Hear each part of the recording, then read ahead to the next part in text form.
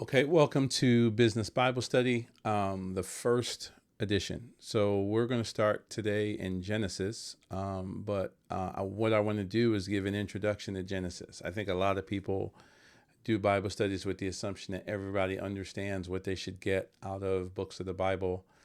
So I want to take a different approach and give backdrop. So again, I'm using the Maxwell Leadership Bible. I'll show it again. In case you don't know what it is.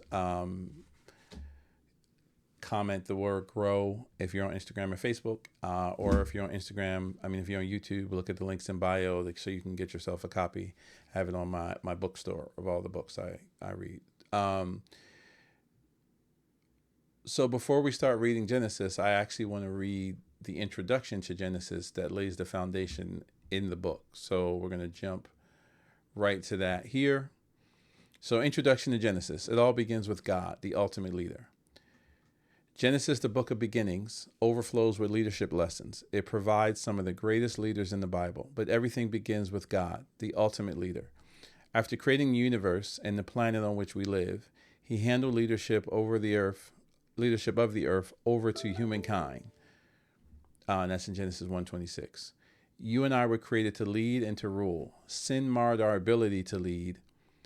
However, in Genesis introduces a story of God's plan to redeem sinfully independent people from the bondage of following their fallen nature. Isn't most of history the story of conflict among people trying to lead and rule one another, independent of God's direction?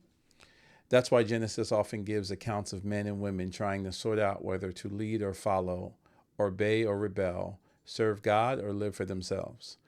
Because God's designed people to lead, to rule over the earth, we know that we possess a ruling capacity. But as sinful beings, we tend to go our own way instead of following God's leadership. In Genesis 6, it tells us that humankind became so wicked and self-serving that God determined to start over. God flooded the earth, sparing the family of only one man, Noah. After the flood, the earth began to repopulate itself and people learned to cooperate with one another, but still they failed to follow God. The Tower of Babel provides a major symbol of humankind's arrogance. The people had a clear vision and strong leadership, but they rebelled against God. That is why God confused their speech and inaugurated a new leadership plan for them. He divided the people into language groups, then later chose one of those groups, the Hebrews, as his very own to set an example for others. God's leadership of the Hebrews began before his internal covenant with Abraham, later renamed Abraham, and continued with the patriarchs Isaac, Jacob, and Joseph. The leadership lessons they learned fill the final 38 chapters of Genesis. God intended not only for them to remain pure for him, but also to lead other nations back to God by modeling a lifestyle that would attract followers. So let's talk about God's role in Genesis. So God wanted his creation to begin well. He communicated his vision to the world, to Adam and to Noah, to Abraham, then to Isaac and Jacob. Like all good leaders, God took initiative.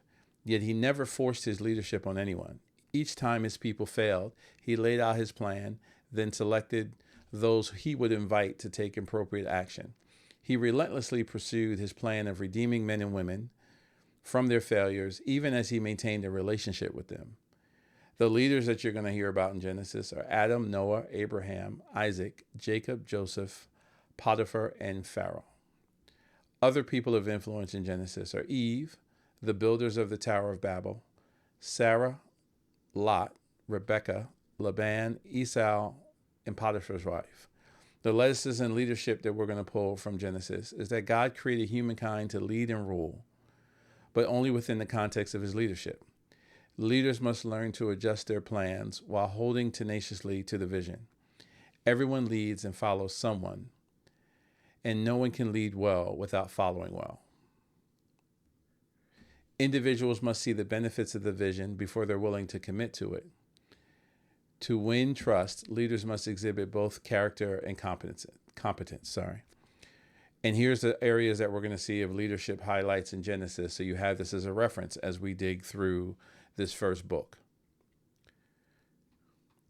So I'm going to stop there. But, if you think about if you think about all the things we heard, and if you've been in business or worked in business, you think of the parallels, right? If you've worked in places and you're like, I don't understand what we're doing here, I don't understand why we're doing these things, that means the leader didn't provide a clear vision, right? If you've been leading people and they felt disgruntled, that means you didn't provide a clear vision. And also, if you think about it, a lot of the things you just heard is God leading um, with grace, right? Is understanding that people need to develop, giving us space to develop, and even when we fail, constantly giving us a path to become better leaders.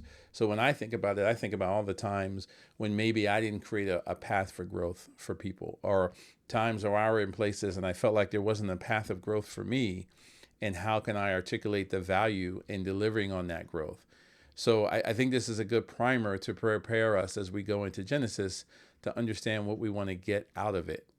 So go back through this, think about some of the key areas that we thought we heard in this introduction before we start our first reading. If I want to leave you with one thing, is that God designed people to lead and to rule over earth, not over people, right? So over his resources, over the things that he brought to us, over the opportunities that were here. And I think sometimes we get that misguided in leadership is leading people. Really, leadership is serving people, and giving them the space to be the best version of themselves. And when you challenge them, it's challenging them from a place of growth, not challenging from a place of limitation. And I think a lot of people in this world forget that, and use leadership as a limiting factor, right? You got people saying they want to be a boss or be a boss move, and that's really because they feel like the only way for them to have a voice and have control is to be in charge. But what I like to tell people at our company is that there's actually a mantle of leadership. Like, everyone wants a big title, but very few people understand that increases your responsibility, that increases your remit, that increases your scope. And also, more importantly, it increases that not only are you now measured by your own success, but you're measured by the success of people on your team. In companies, you'll hear the words individual contributor, and then you'll hear the word manager.